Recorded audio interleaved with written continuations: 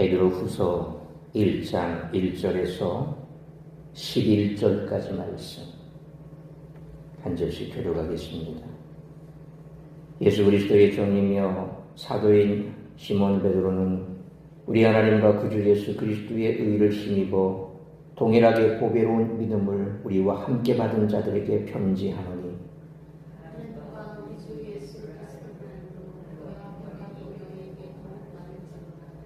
그의 신기한 능력으로 생명과 경건에 속한 모든 것을 우리에게 주셨으니 이는 자기의 영광과 덕으로서 우리를 부르신 이를 알므로 말미암음이라.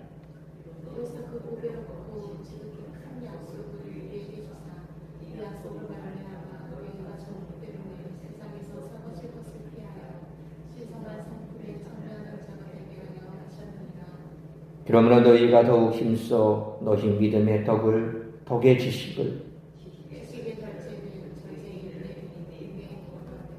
경건의 형제 우애의 사랑을 더하라.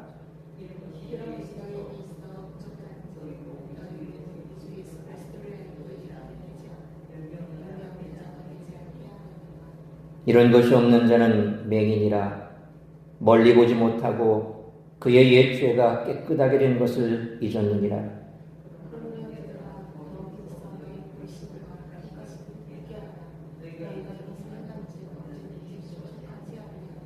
11절 같이 읽습니다. 이같이 하면 우리 주 곧 구주 예수 그리스도의 영원한 나라에 들어감을 넉넉히 너희에게 주시리라. 아멘. 기도하겠습니다. 거룩하신 아버지 하나님, 은혜와 사랑을 감사합니다. 오늘도 뜨거운 날씨, 떼약볕으로 우리의 삶을 불태우는 그런 땡볕 속에서도 우리가 힘써 하루 일을 또 잘 마무리하고 정한 시간 주님 앞에 나와 예배합니다. 이 시간 예배하는 사랑하는 주의 백성들에게 한량없는 은혜와 무엇보다도 육신의 피곤을 제하여 주옵시고 말씀 가운데서 힘을 얻고 주님께서 우리에게 말씀하시는 그 말씀 가슴에 깊이 새기며 세상 가운데 그 말씀을 이루어 실천함으로 주의 나라와 복음을 위해 헌신하며 뿐만 아니라 저들의 삶이 더욱더 주님의 말씀에 굳게 서서 힘들고 어려운 세상 삶 속에서라도 소망이 잃지 않고 살아가는 복된 주의 백성들이 되게 하여 주옵소서. 가정마다 다급한 소식 오가지 않게 하여 주옵시고 더욱더 주의 말씀을 사모하는 우리 성도들이 될 수 있기를 간절히 빌고 소원하오며 이 모든 말씀 우리 주 예수 그리스도의 이름으로 기도하옵나이다. 아멘.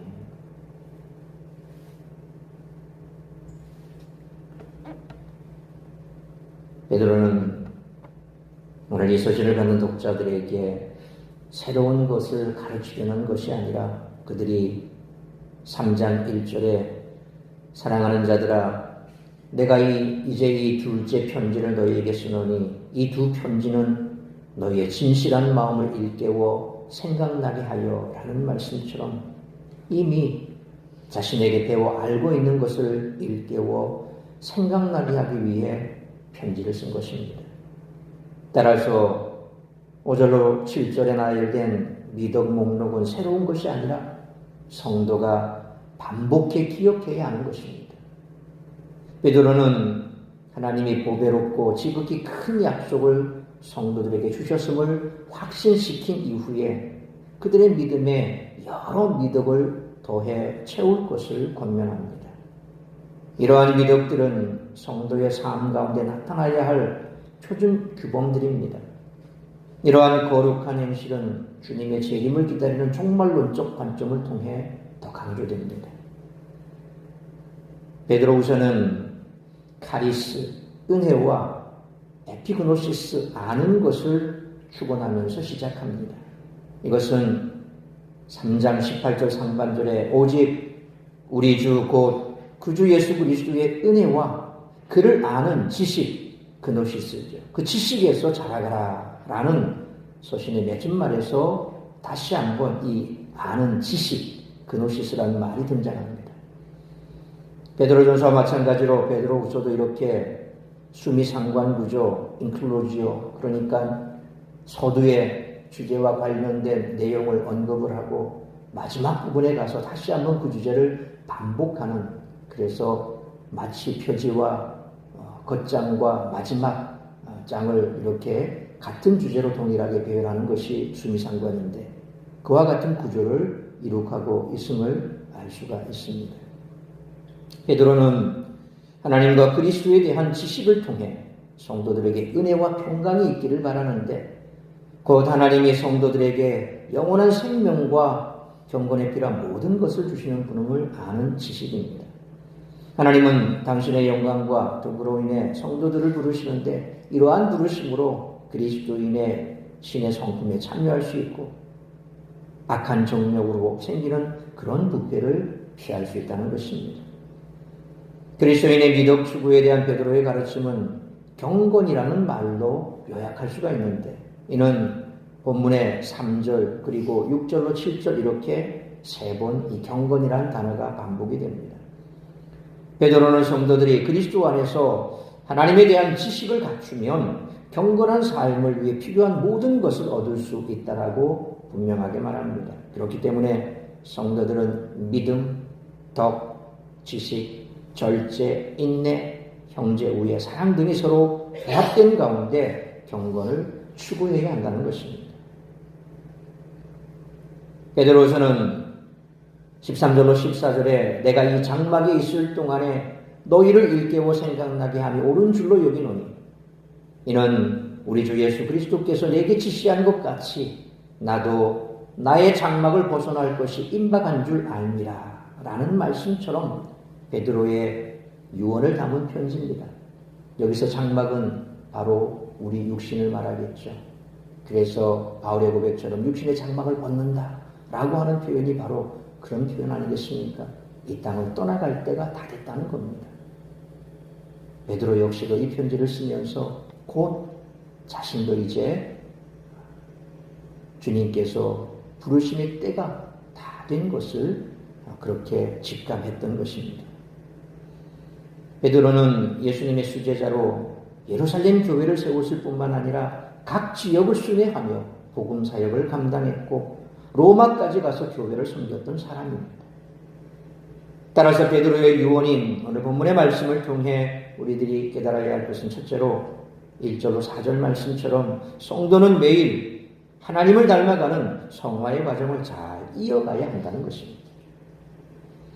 베드로후서의 메시지는 복음에 대한 지식을 가지라라는 것과 주님의 성품을 닮으라라고 하는 이 두 가지로 요약될 수가 있습니다. 베드로는 수신자들을 축복할 때에도 2절 말씀처럼 하나님과 우리 주 예수를 알므로라고 말하고, 하나님께 감사할 때도 3절 말씀처럼 우리를 부르신 이를 알미라고 말합니다. 자, 여기에서 알미라고 하는 단어, 곧 지식은 연구나 구도로 얻는 것이 아니라 하나님이 신기한 능력으로 우리에게 주신 것입니다. 그래서 1세기 기독교가 퍼져나갈 때 함께 기독교, 유사 기독교로 교회 안에서 참 많은 분열을 일으키고, 또 서신서 곳곳에서 우리가 아는 사도 요한도 그랬고 바울도 그렇고 또 많은 사도들이 가장 교회 안에서 조심해야 될 그 1호 대상이 뭐냐면 바로 이 그노시스, 소위 영지주의자들이죠. 그러니까 교회 안에서 이와 같은 자들이 파고 들어가서 아주 기독교와 비슷하게 뭔가를 가르치는 것 같은데 가만히 들어보면 아니라는 거예요. 그들이 바로 이 지식, 이 그노시스, 그래서 그노시스트, 영지주의자, 그들을 그렇게 부르는데 바로 이 지식, 알에 대해서 그들은 설파했던 겁니다.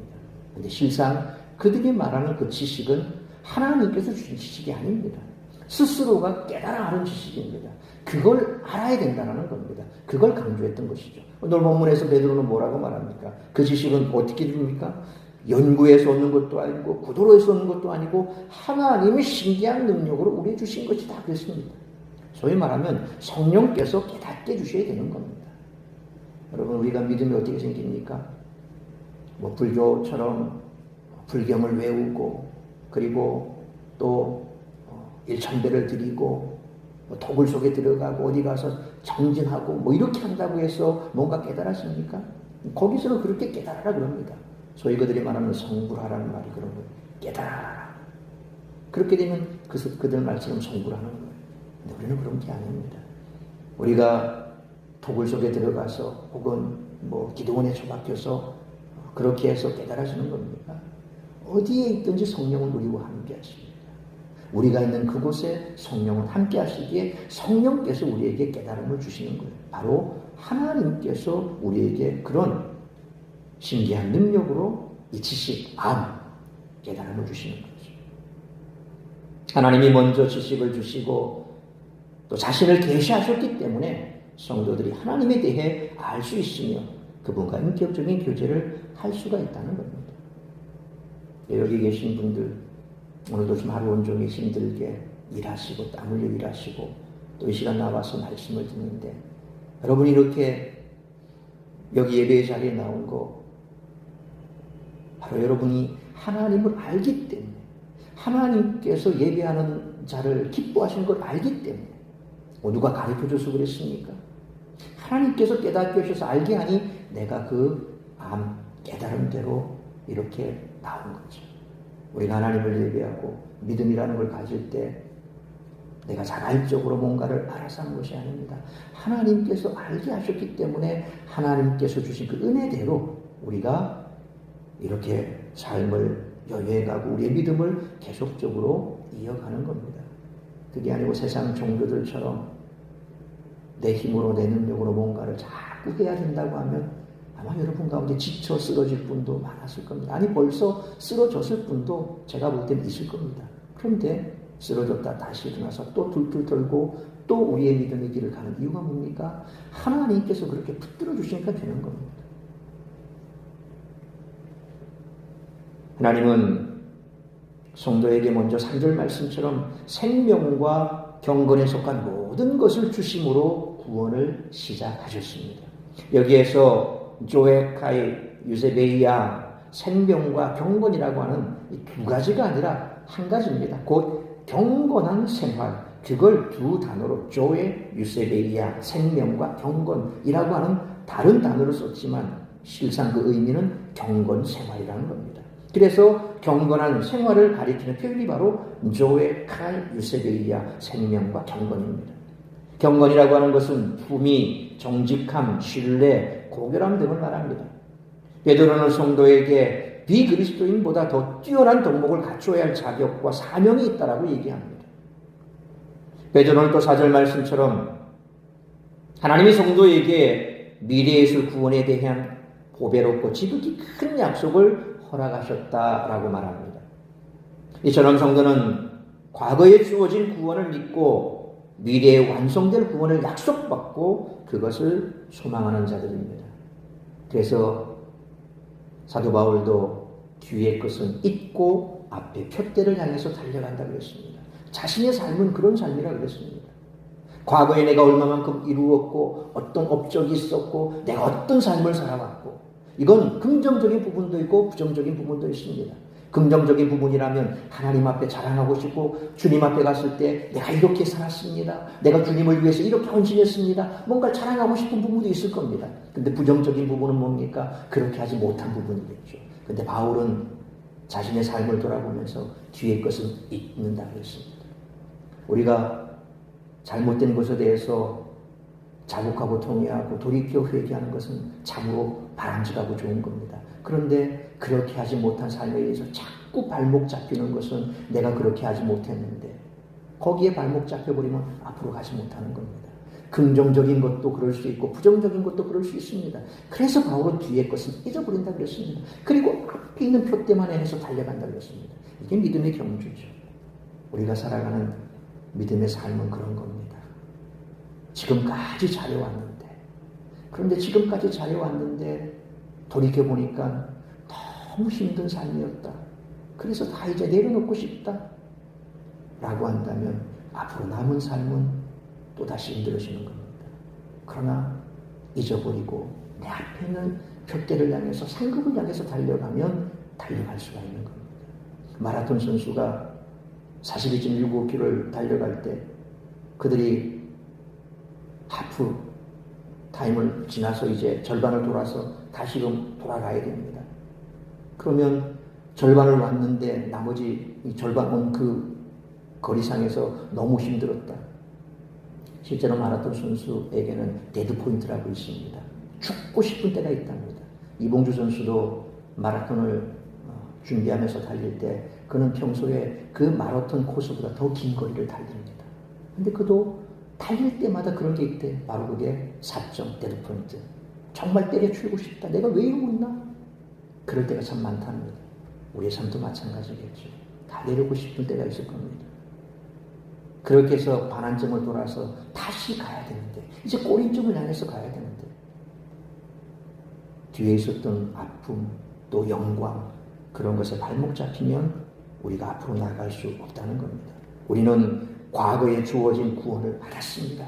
그리고 이제 우리에게 미래에 주어질 그 약속의 말씀, 구원의 성취, 그 소망을 가지고 앞으로 달려가야 되는 인생들입니다.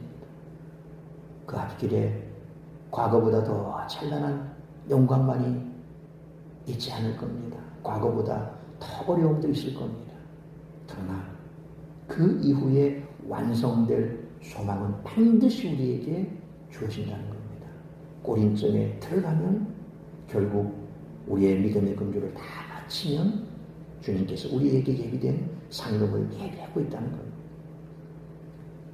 베드로전서 1장 3절에서 베드로는 약속 대신 산 소망이라고 하는 표현을 사용했습니다.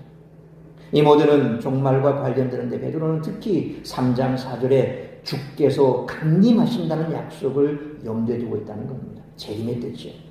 베드로전서에서 부활의 소망을 강조했다면 베드로후서에서는 재림의 약속을 강조하는데 두 가지는 동일한 종말론적 현실을 바라보는 거죠. 이렇게 과거와 미래를 하나님께 둔 성도가 현재를 어떻게 살아야 하는지 베드로는 5절에서 설명을 하고 있습니다.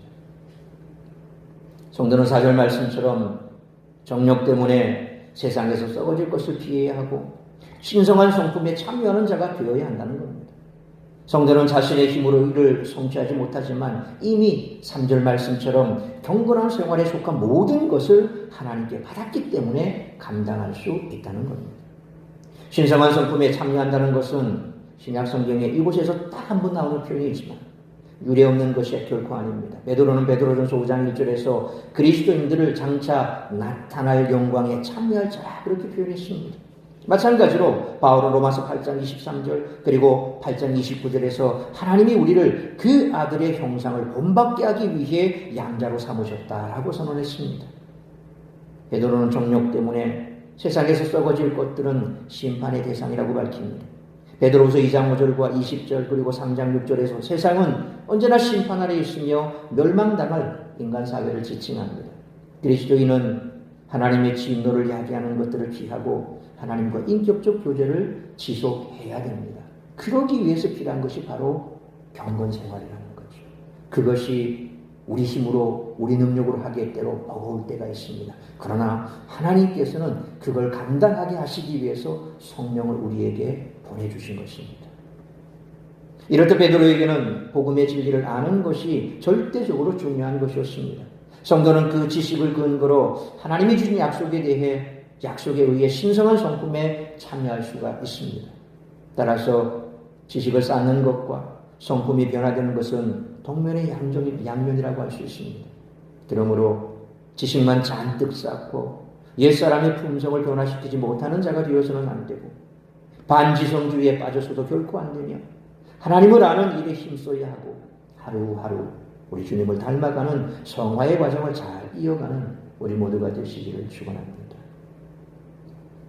두 번째로 5절로 9절 말씀처럼 예수님을 아는 지식과 성품의 변화가 분리될 수 없다는 것입니다. 베드로는 예수님을 아는 지식이 신성한 성품을 세워가는 과정을 제시합니다. 5절로 7절 말씀처럼 믿음, 덕, 지식, 절제, 인내, 경건, 형제 후의 사랑이라고 하는 이 신성한 성품들이 꼬리에 꼬리를 물고 일어나는 일련의 과정들입니다. 이 단락에서 본동사는 5절에 에피코레게 사테라고 하는 말입니다. 근데 이 말이 한글 성경에서는 7절에 번역이 됐습니다. 7절에 보니까 더하라, 더하라 라고 하는 말이 헬라어 원문에 보면 5절에 나옵니다. 그 5절에 나오는 말이 에피코레게 사테라고 하는 단어입니다. 이 더하라 라고 하는 말은 더하다, 공급하다 라는 뜻입니다.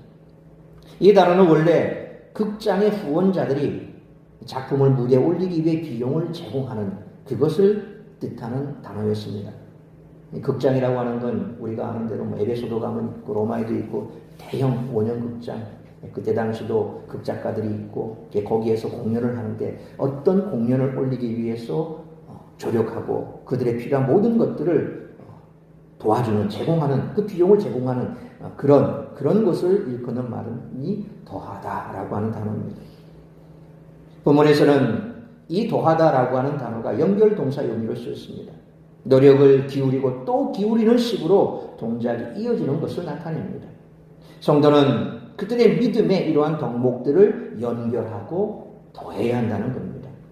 이처럼 베드로는 당시에 일반적으로 사용되던 개념들을 사용하지만 믿음이라고 하는 말로 시작하고 사랑이라고 하는 말로 끝냄으로써 기독교적인 특색을 부여합니다. 그러니까 세상 사람들이 힘써 일하고 뭘 그걸 더 하기 위해서 보태고 비용을 대고 노력하고 이런 것보다는 우리가 믿음이 점점 더 이와 같은 과정들을 거치면서 마지막에 사랑과 함께 더해져서 이런 것들을 다 이루어서 우리가 신령한 그러한 사람으로 거듭나야 된다는 겁니다.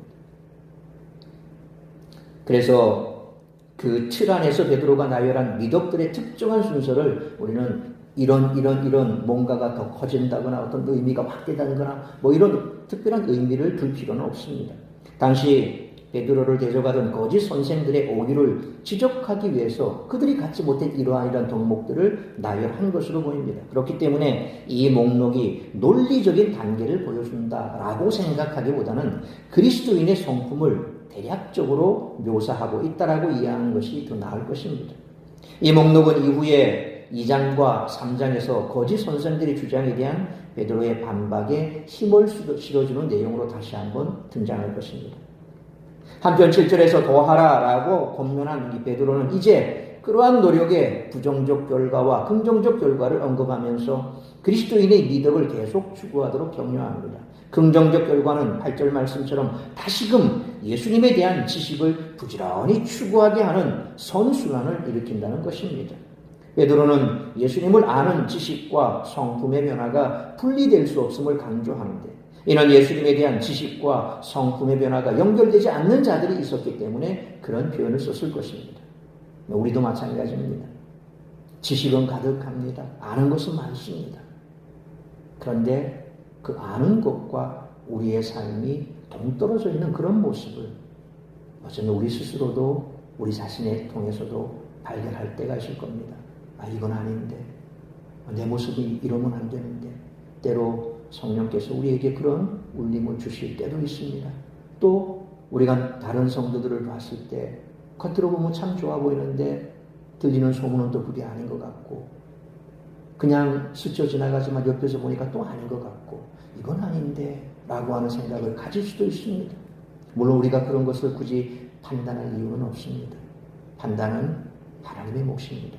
그러나 어쨌거나 우리 자신만 보더라도 우리가 이처럼 예수님을 아는 그 지식과 우리의 삶이 때로 일치되지 못하는 그러한 때도 우리 스스로도 발견할 수 있다는 것입니다. 그래서 바로 예수님에 대한 지식과 성품의 변화가 연결되지 않는 그런 모습을 보여서는 안 된다는 겁니다. 베드로는 그런 자를 9절 말씀처럼 맹인이라 그렇게 지칭하며 죄 용서의 은혜를 잊었다라고 꼬집고 있다는 겁니다. 마치 사도 요한이 요한계시록을 쓰면서 7 교회에 대해서 가장 먼저 포문을 열었던 교회가 어디입니까? 에베소 교회입니다. 에베소 교회는 칭찬도 있습니다. 그러면서 사도 요한이 그에게 책망했던 가장 큰 책망의 핵심은 뭡니까? 첫사랑을 잃어버렸다는 겁니다. 열심으로 힘든 박해의 시간을 잘 보내고 많은 은혜도 받았고 그랬음에도 불구하고 나중에 보니까 그 첫사랑이 첫사랑에서 떨어져 버린 거죠. 어디에서 떨어졌는가 돌아보라는 겁니다. 어떻게 보면 소아시아 일곱 교회 그 교회에 대한 그 말씀들은 우리를 향한 말씀이죠. 우리가 생활하면서 신앙생활하면서 가장 우리의 신앙생활에 있어서 처음 그 사랑을 잃어버렸을 때 그것을 다시 깨달았을 때 우리가 얼마만큼 주님의 모습에서 주님이 말씀하시는 데서 멀어져 왔는가, 그 주님의 사랑에서 멀어져 버렸는가, 그걸 깨달을 때 그때서 우리는 오열할 수밖에 없고, 그리고 다시금 거기에서 새롭게 우리는 그 주님의 사랑을 붙들 때 이제 다시 새로운 삶을 살아갈 수가 있다라는 거죠. 그러므로 이처럼 우리가 영적 맹인으로 평가받지 않으려면 주님을 닮기 위한 거룩한 품성들을 갖추기 위해 노력하고 그 과정 가운데 주님을 더 알기 위해 힘쓰는 그런 모습이 있어야 할 것입니다. 이런 변화를 경험하는 사람이야말로 진정 신앙생활의 지인가를 아는 그런 사람이라고 할 것입니다. 그러므로 예수님을 아는 지식과 성품의 변화가 분리될 수 없으므로 믿음의 덕과 지식, 절제와 인내, 경공과 형제 우애, 그리고 사랑이고 하는 그리스도인의 미덕을 추구하기 위해 노력을 기울이고 또 기울일 뿐만 아니라 예수님에 대한 지식을 부지런히 추구하는 우리 모두가 되시기를 축원합니다. 세 번째로 10절로 11절 말씀처럼 구원받은 은혜에 합당한 모습으로 살아가야 한다는 것입니다. 우리의 구원은 하나님의 주권에 달려있고 오직 믿음을 통해 얻은 것임에도 불구하고 베드로는 10절 말씀처럼 힘써 부르심과 택하심을 굳게 하라, 그렇게 권면합니다. 이는 구원의 확신을 가지라는 그런 말로 이해할 수가 있습니다. 우리가 잘 아는 대로 베드로 전후서는 핍박의 시대, 박해의 시대, 네로 황제의 그 박해가 아주 절정에 달하는 그런 핍박의 시대에 흩어져 있는 그런 이방 성도들, 그리고 이 회신을 받는 모든 성도들에게 소망과 위로를 주기 위해서 썼던 편지죠. 그러니까 우리가 그와 같은 박해 속에서 견딜 수 있는 힘이 어디 있겠습니까? 박해가 언제 그쳐질 것이니까 너희가 조금만 참아, 뭐 무슨 이단들이 하는 것처럼 그 시기와 때를 가르쳐줘서 아주 신비한 그런 뭔가를 환상을 보아서 베드로가 그것을 약속해서 그런 겁니까? 성경은 그렇게 말씀하지 않지 않습니까? 우리가 이렇게 힘들고 어려운 때 어떻게 될지 알 수 없는 그런 시기 속에서 무엇이 우리에게 가장 힘의 근원이 되겠습니까? 구원의 확신 아니겠습니까? 하나님께서는 구원받은 자에게 분명 성경이 약속하신 그 약속을 다 이루신다는 것입니다. 구원의 확신이 없으면 모든 것은 다 무너집니다. 구원의 확신이 없는데 우리가 이 치열한 세상의 전투 현장 속에서 무엇으로 견딜 수 있겠습니까?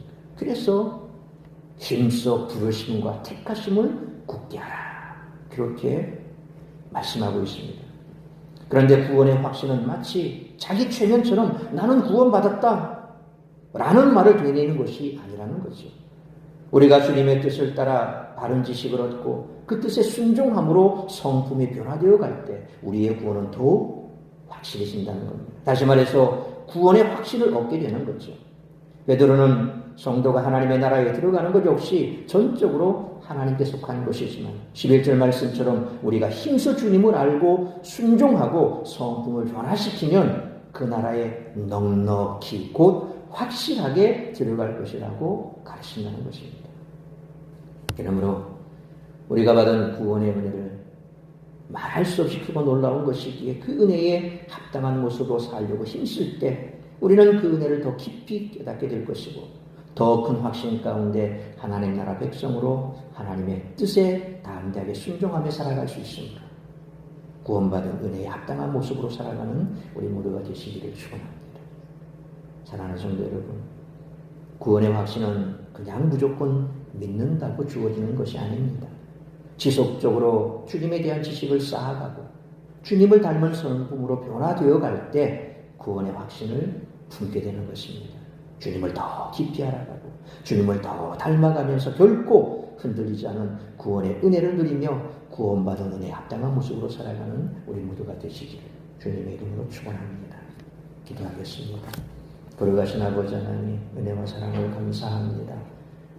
무더위가 지속이 되고 또 곧 장마가 밀어닥칩니다. 우리가 살아가는 삶의 환경 또한 많이 힘이 들어집니다. 더군다나 이런 환경적인 뿐만 아니라 우리의 삶을 둘러싼 여러 가지 많은 일들이 우리를 때로 힘들게 할 때도 있습니다. 관계가 우리를 힘들게 하기도 하고 여러 가지 일들이 우리를 힘들게 할 때도 있습니다. 그러나 우리는 결코 그 모든 일들로 인하여 좌절하고 난망하지 않을 것입니다. 우리를 부르시고 또 우리를 구원하신 그 하나님께서 우리와 함께 하실 것을 믿습니다. 구원의 확신 속에서 우리가 점점 더 그리스도인다운 삶을 살아가며 주님 닮아가는 모습, 그래서 은혜 받은 자의 합당한 삶의 모습으로 더 힘써 우리가 정진해 나아갈 때에 이 모든 어려움을 이겨낼 수 있게 될 줄 믿습니다.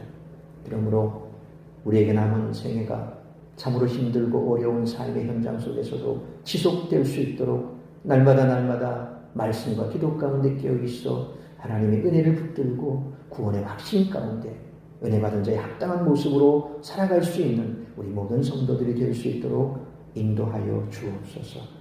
이 모든 말씀 우리 주 예수 그리스도의 이름으로 기도하옵나이다. 아멘.